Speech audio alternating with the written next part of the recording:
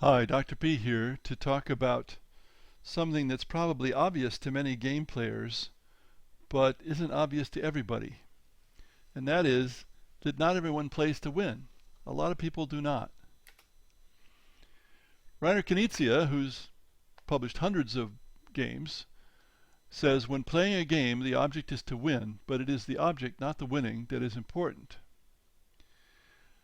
Some game studies pundits have assumed for years that everyone plays to win. But that's not true, and it's not even the object of winning that people follow. They have other things that they're interested in doing.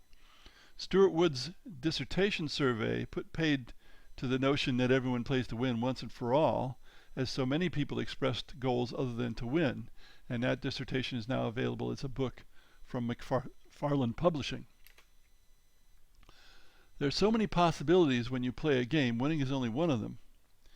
And as a game designer, you have to have your game cope with those at least to some extent. Some things you just can't take into account. I personally like it when players come up with objectives that are not enshrined in my rules. For example, in my pirate game, which is to be published next year, to capture the Spanish Silver Fleet, or to get together a big fleet of pirate ships, or to capture a ship of the line. The official objective is to collect loot. How about siblings? A mature student of mine, he was in his 30s, said his brother typically wanted to help someone else win. My younger brother, and we're both in our 60s, says his objective when I'm playing is to make sure I don't win. And there's lots of other sibling related stuff, such as helping a younger sibling or sibling rivalry.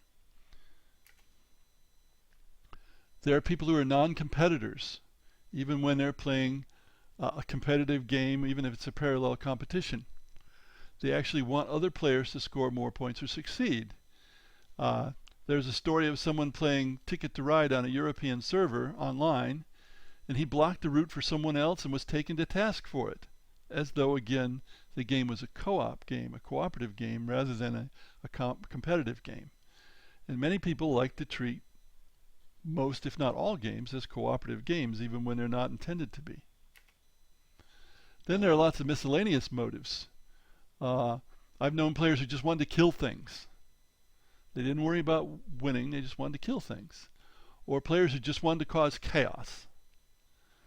Then, of course, there's many players who just play. The play's the thing for them, and they don't care to work at trying to win. Then there's the guy who commented on one of my screencasts and said that collaborative script writing was the objective. Yes, he was an RPG player. So as a designer, you can't rely on players to play to win, but it's still the most common motivation in most groups. Thanks for listening.